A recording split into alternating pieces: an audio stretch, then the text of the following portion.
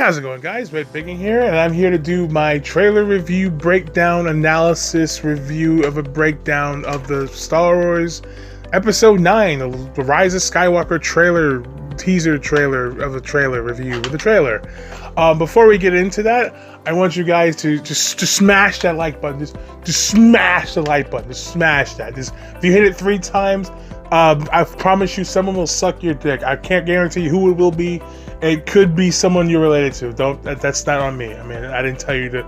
I mean, you don't have to hit it 3 times, but please hit it 3 times. You know, but you don't have to. But please do it. Even though you don't have to, but just do it. Also, I want you to subscribe and hit the bell for notifications. You know, because YouTube fucks us over, so hit the bell for notifications. Don't forget to hit that bell.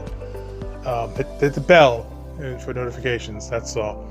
Just hit the bell. Also, follow me on Twitter and Facebook and Twitch and Patreon. I have a Patreon where if you donate $10 to me, I'll say your name at the end of a video. I mean, I think I deserve money just to say your name, right? I mean, just to say your name. I mean, you should pay me for that at least. I mean, that would be nice. Also, you should follow me on Tinder and Grindr, because I mean, it's all love, right? Anyway, this video came out 3 days ago, and there's a lot to talk about and discuss, and there's a lot of hidden meanings that you might have missed. Because, you know, I'm smarter than you, and I'm like way more. I've ascended beyond normal YouTubers. So I've actually noticed all these things because I am a smarter YouTuber than everyone else, I guess. Because I noticed these things when I saw it. You know, these tiny little details that no one else was smart enough to catch. So we start off with a black screen. Now, I don't know what this means, but I think this could possibly mean the trailer hasn't started yet, right?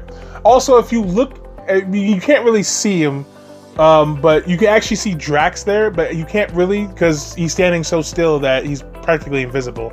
But you don't really, you can hear distant chewing sounds of chips in the background. So maybe, I don't know, maybe I guess this confirms that Drax is actually in Star Wars Episode 9.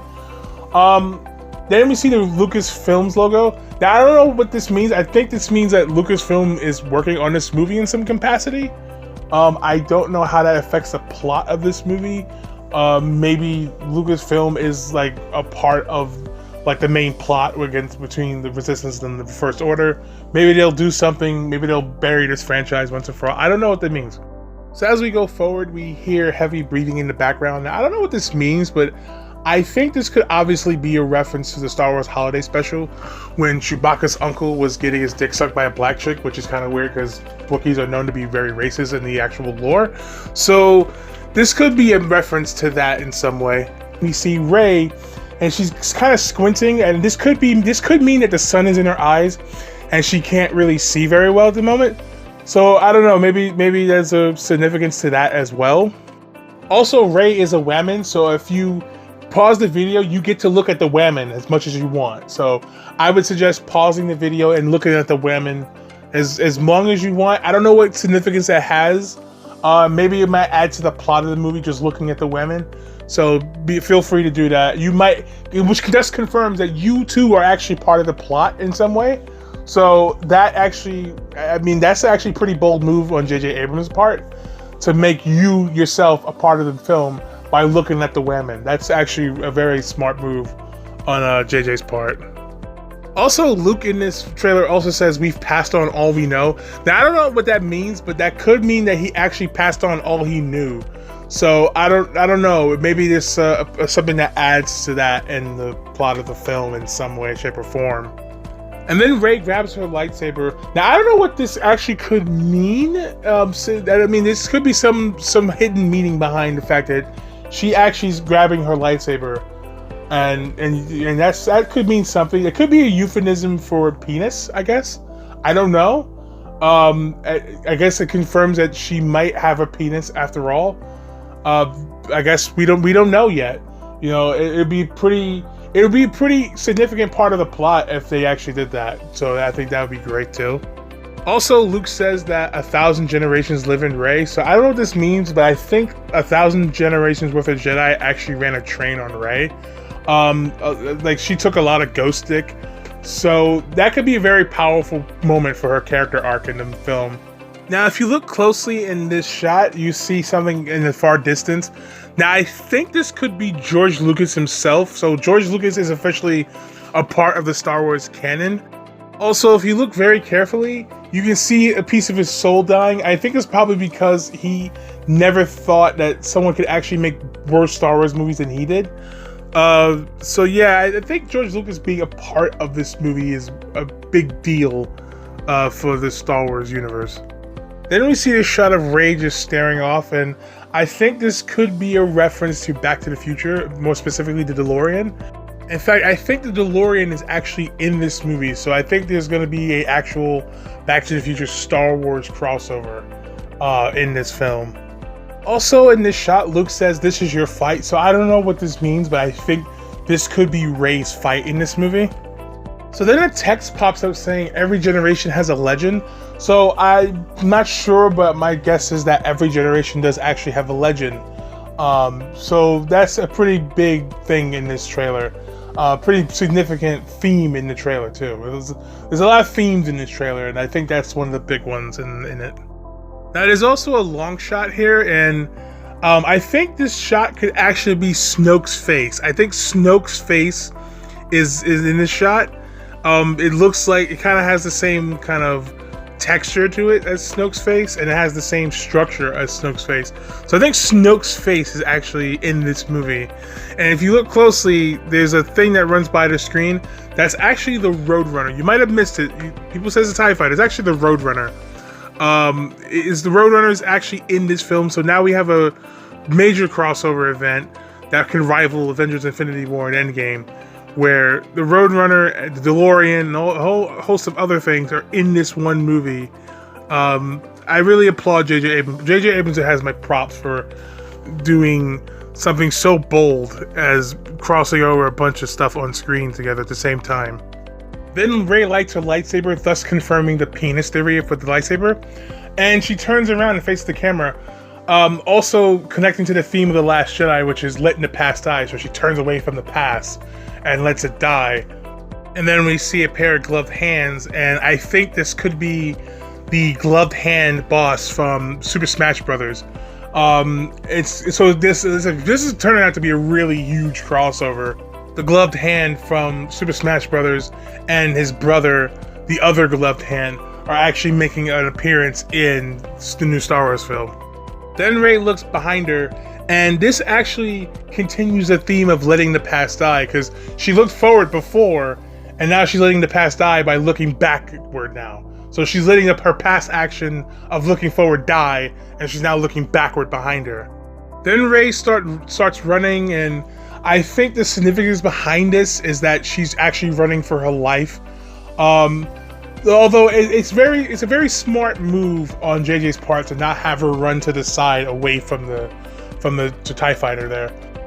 Rey then backflips over the TIE fighter. Now I think the significance of this is that this is actually a reference to Boba Fett. Now I don't know if Boba Fett will be in the film. I think he might be, because there's a lot of hints that Boba Fett will actually pop up in this movie at some point. But that is one of the biggest indicators that Boba Fett might be in the film. Now there's a title that says "This Christmas." Now I don't know if this means anything, but I think it might come out around or either on or around Christmas. So I think this was a pretty bold move on JJ's part to put it out on Christmas. I think people would love nothing more than to see another Disney Star Wars film on one of the happiest times of the year. Now the next shot is the ship flying towards the city. Now I don't know who the pilot is, but I think it could be Shaggy. I think Shaggy is actually in the cockpit of that ship, and he's flying towards the city, where we will definitely meet Jabba the Hutt. And then people will go, well, Jabba the Hutt died, but I think Jabba the Hutt's still alive. I think his face right there at the end when Leia chokes him is actually not him dying, it's him. He actually ejaculated. He actually had an orgasm, and he was very pleased. And then he did survive the explosion, because I think the Hutts have really thick fireproof skin, so they could survive explosions, and they could survive being choked and all sorts of sex play. So I think this could be a hint at Jabba the Hutt. Jabba the Hutt's back in the new Star Wars films. Now Kylo Ren actually body slams a soldier with his lightsaber. And I think this could be a reference and a clear confirmation to that the WWF are actually going to be in this film.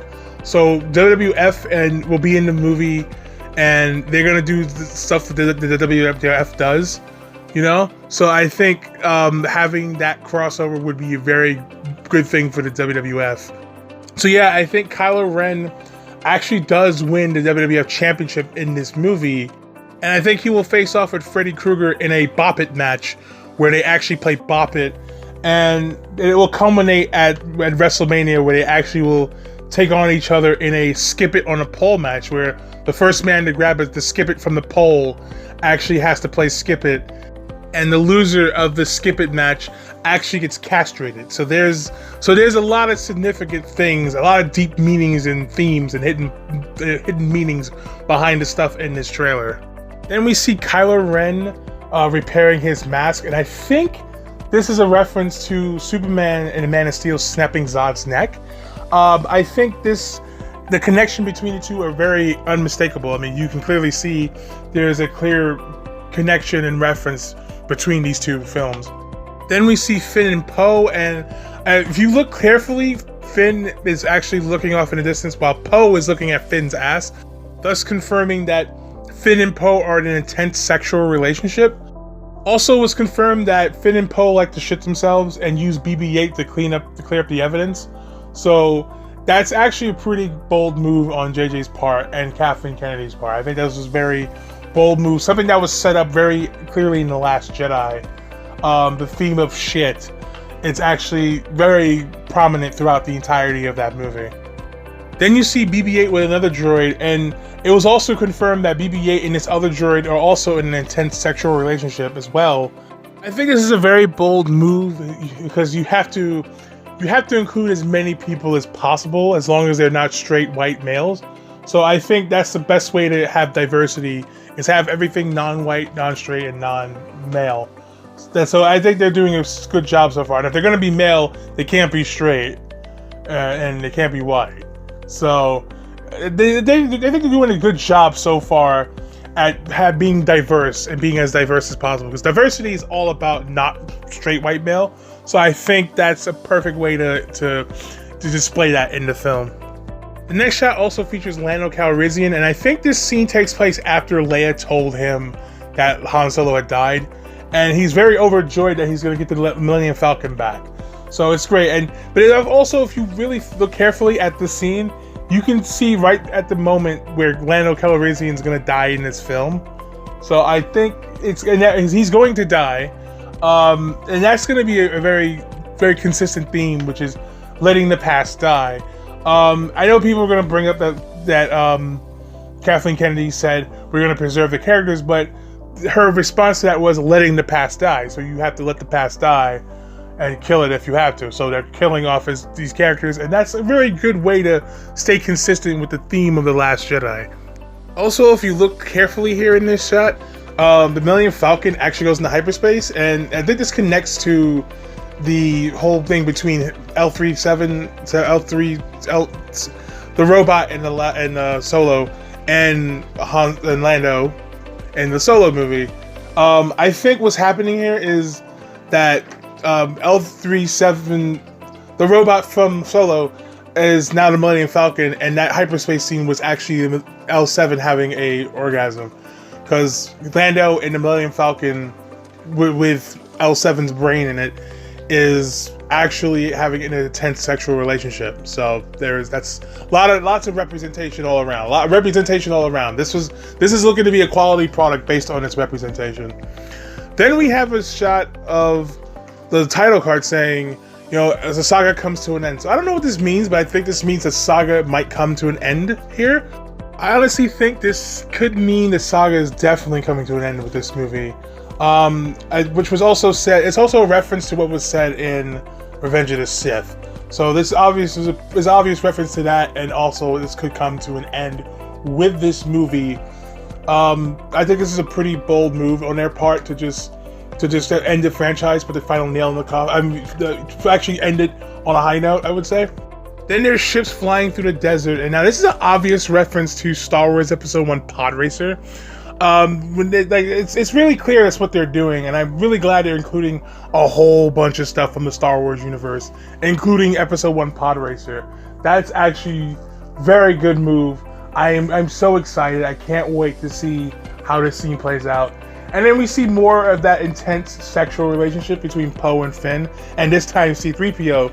If you look really closely, there actually is sexual tension in this scene as they're being shot at. And if you look really closely, I'm pretty sure you can see it if you look close enough that Finn uses C-3PO's mouthpiece as a fleshlight. So that's a really bold move. That's all really bold move for this representation on the part of J.J. Abrams. I like the representation. This is going to be a great movie because of the representation. Then there's a ship falling out of the skies, crashing. Now this is actually continuing the theme of letting the past die.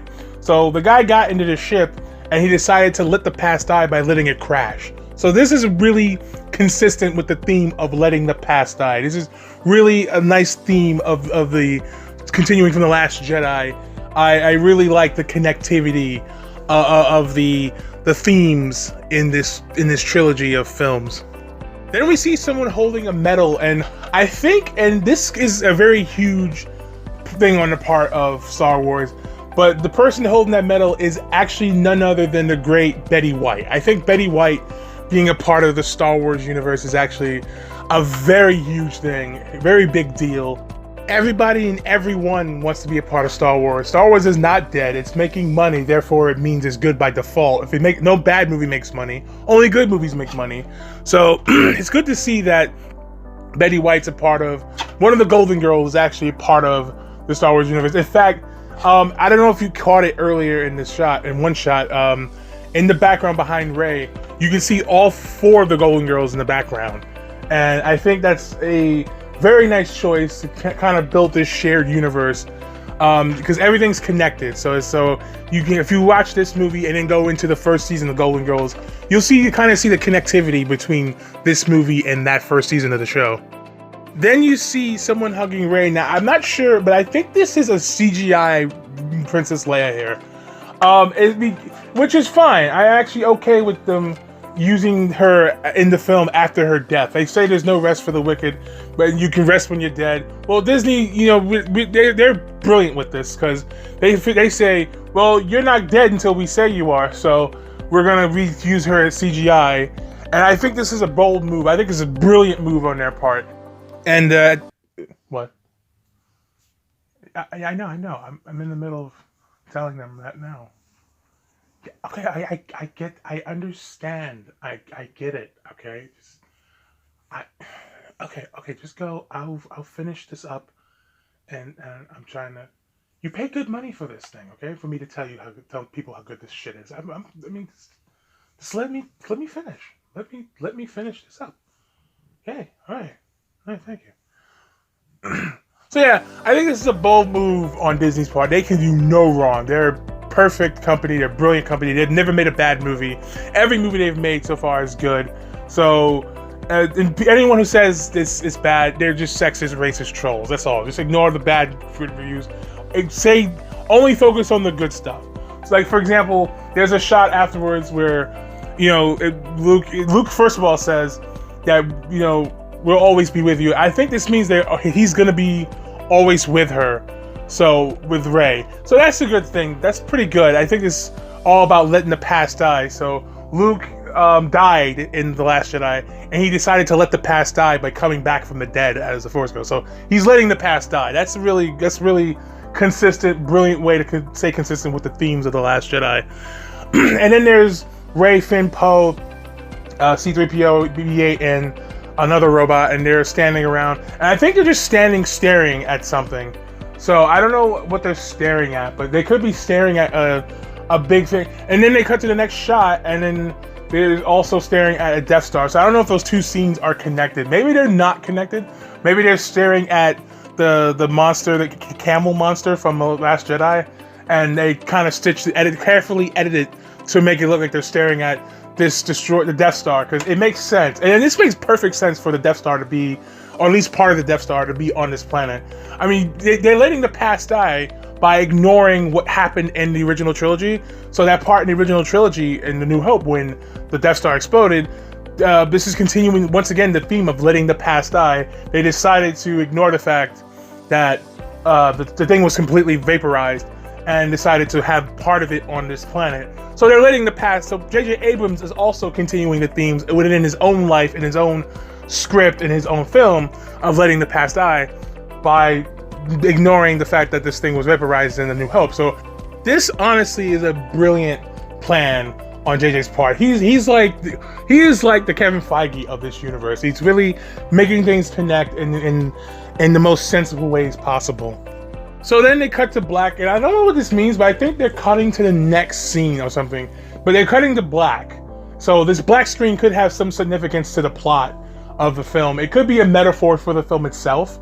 They're letting the past die by they had stuff on the screen before, and now they're letting the past die by not having something on the screen now. So this is, again, a really excellent way to showcase this theme of letting the past die and killing it if they have to. So they're killing the past by forgetting that other stuff they had by having this black screen.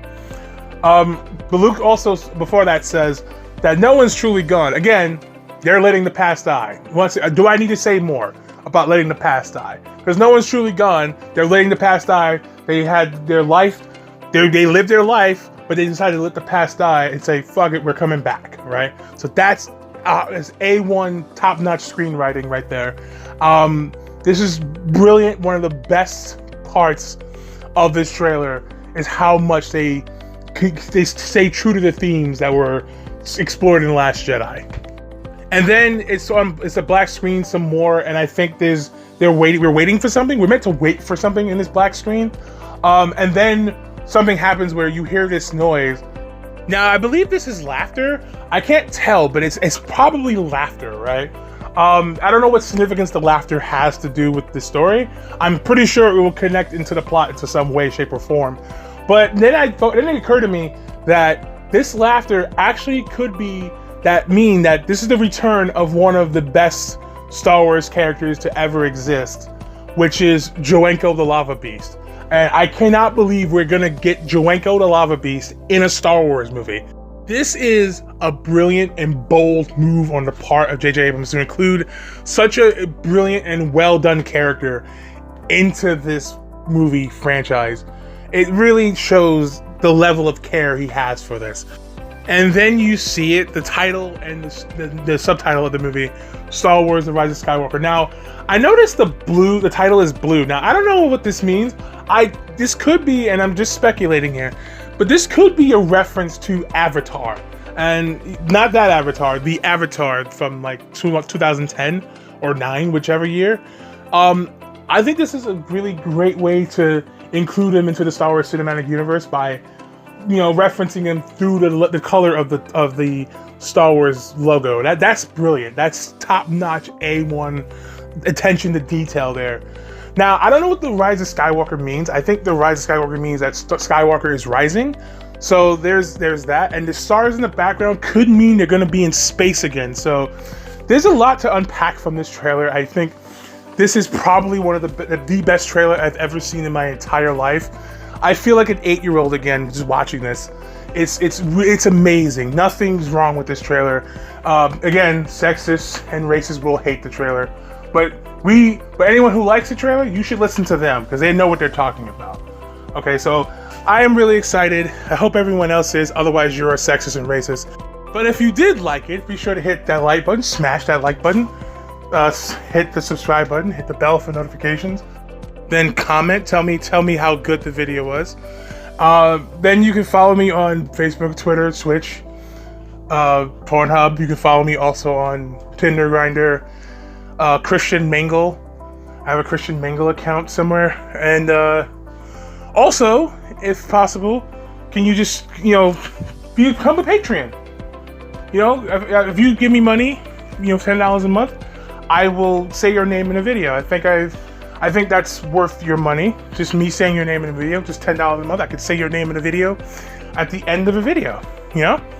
That's pretty good, right? That's worth your $10.